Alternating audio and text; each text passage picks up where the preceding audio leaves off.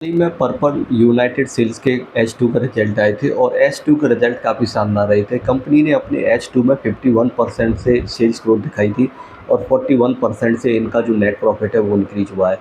Company का market cap 300 crore के करीब है। 25 के करीब इनका प्राइस टू अर्निंग है। रिटर्न ऑन इक्विटी ROCE दोनों ही 20 से ग्रेटर देन है। तो बहुत छोटी कंपनी है, लेकिन इसका बिजनेस मॉडल काफ़ी इंटरेस्टिंग है जो आपको ज़रूर एक बार एनालाइज करना चाहिए। तो कंपनी के अगर बिज़नेस के बारे में बात करूँ तो ये जो 0 से लेके 14 साल के जो बच्चे होते हैं उनके लिए कपड़े और आपके जो फुटवियर और टॉयज़ वगैरह वो बेचते हैं।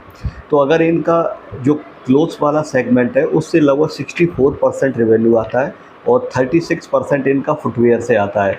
तो ये जो कंपनी है इसका जो प्रमोटर है उनको प्यूमा और नाइकी जैसे मॉडल में काम करने का काफ़ी एक्सपीरियंस है और ये अपने जो ब्रांड है इसको थोड़ा प्रीमियम सेगमेंट की तरफ लेके जा रहे हैं।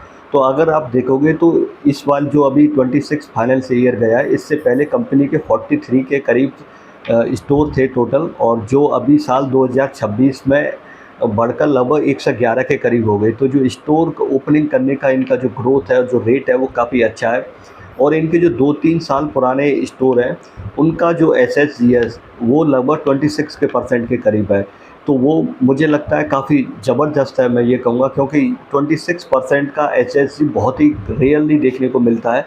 और अगर इस तरीके की जो स्टोरी अगर नए स्टोर वगैरह में भी धीरे धीरे रिपीट होती है तो ये कंपनी आने वाले दिनों में एक बड़ा ब्रांड बन सकता है। एक एग्जांपल के तौर पे मैं आपको बताऊं कि V2 रिटेल का जितना हल्ला होता है उसका अगर SSG आप देखोगे लगभग 8% के करीब है। तो ये इस बात से आप अंदाज़ा लगा सकते हैं कि इस कंपनी का जो पुराने स्टोर हैं उनको लेके कंपनी ने बताया। हालांकि नए किस तरीके से परफॉर्म करते हैं वो देखना होगा, लेकिन गाइडेंस बहुत ज़बरदस्त है। अगर आप देखोगे साल 2027 के लिए तो 200 टोटल जो स्टोर इनके 200 हो जाएंगे। जस्ट डबल करने के लिए मैनेजमेंट देख रहा है। अगर मैनेजमेंट की एस्पिरेशन की बात करूं मैं तो उन्होंने बोला है कि हम अगले 2 साल में हर बार अपना जो रेवेन्यू है उसे डबल करेंगे। जैसे इस साल 100 किया तो अगले साल 200, अगले साल 400। तो इस तरीके का मैनेजमेंट की जो गाइडेंस है वो काफ़ी अग्रेसिव है। और आप देख बस थोड़ा सा जो कंसर्न वाली बात है वो इनका इन्वेंट्री है। जैसे कि जो इन्वेस्टर थे उन्होंने क्वेश्चन भी पूछा था कि 389 के करीब आपकी स्क्रीन में इन्वेंट्री डेज दिख रहा है, तो वो मैनेजमेंट ने बोला वो करेक्ट नहीं है, 156 डेज़ के करीब है, जो कि वो भी काफ़ी हायर साइड है। हालांकि मैनेजमेंट ने जो अपना जो एक तरीके से सफाई दी थी उसका रीज़न उन्होंने बोला था कि सीजन्स वगैरह की वजह से उन्हें पहले से मैनेज करके चलना पड़ता है। लेकिन फिर भी आप अगर देखोगे तो इन्वेंट्री डेज इनके काफ़ी हायर साइड में है। तो मैनेजमेंट आने वाले दिनों में अपना जो ग्रोथ के लिए पैसा है वो 50% शायद डेब्ट से और 50% इक्विटी को डाइल्यूट करके उठाएंगे, क्योंकि आने वाले दिनों में अब जो स्टोर एक्सपेंशन जिस हिसाब से कर रहे हैं इन्हें पैसे की ज़रूरत पड़ेगी। लेकिन मेरे लिए बिजनेस जब इंटरेस्टिंग ज़्यादा बनेगा जब कंपनी या मैनेजमेंट अपनी कॉल में ये बोलेगा कि ये जो अपना स्टोर ओपन कर रहे हैं ये फ्रेंचाइजी बेस ज़्यादा कर रहे हैं। शायद अगर मैं गलत नहीं हूँ तो जो टोटल स्टोर ओपन हुए थे 2026 में उसमें 7 या 8 फ्रेंचाइजी बेसिस हैं, बाकी के सब कंपनी ओन्ड स्टोर हैं। तो इस पे थोड़ा अगर क्लैरिटी या कोई डिटेल वगैरह मिलती है फ्यूचर में मैनेजमेंट की तरफ से कि आने वाले दिनों में, क्योंकि लंबी ग्रोथ के लिए, लंबे समय के ग्रो करने के लिए आपको फ्रेंचाइजी बेस्ड मॉडल पे आना ही पड़ेगा। कंपनी ओन बेस्ड जो मॉडल है उस पे आप लॉन्ग टर्म में ग्रोथ नहीं कर सकते, क्योंकि आपको कैपिटल की रिक्वायरमेंट बहुत ज़्यादा होगी। तो एक स्टोर को शायद ओपन करने के लिए अगर मैं गलत नहीं हूँ तो 60-70 लाख के करीब इनको एक्सपेंडिचर की ज़रूरत होती है। तो देखने वाली बात ये होगी कि किस तरीके से अपने जो जिस हाई रेट से स्टोर को बढ़ाते जा रहे हैं किस तरीके से मैनेज करेंगे और किस तरीके से कंपनी अपनी ग्रोथ को, और अगर इनके नेट कैश फ्लो इसकी सॉरी अगर मैं cash operating cash flow positive की बात करूं तो 12 से 18 महीने का कंपनी ने गाइडेंस दे रखी है कि अगले 12 से 18 महीने में इनका जो कैश फ्लो वो नेगेटिव हो जाएगा। तो कई बार मैनेजमेंट से पूछा गया था कि आप जैसे प्यूमा और नाइकी जैसे प्लेयर जो काफ़ी लोगों के गुडविल माइंड में रखे हुए हैं उनसे आप कैसे कम्पीट करेंगे। तो मैनेजमेंट का बार बार यही कहना है कि देखो हमारा पूरा जो फोकस है वो प्रीमियम की तरफ है कि अपने ब्रांड को हम कैसे प्रीमियम बना सकें।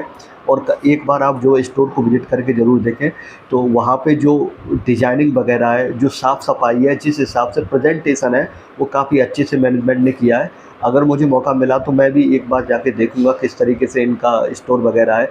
तो आने वाले दिनों में कंपनी डिस्ट्रीब्यूशन का जो कंट्रीब्यूशन है वो कम करती जा रही है और रिटेल बेसिस पे ज़्यादा ध्यान दे रही है। इनका ऑनलाइन प्लेटफॉर्म भी है, आप वो भी जाके चेक कर सकते हैं, वो काफ़ी अच्छा खासा बना रखा है इन्होंने।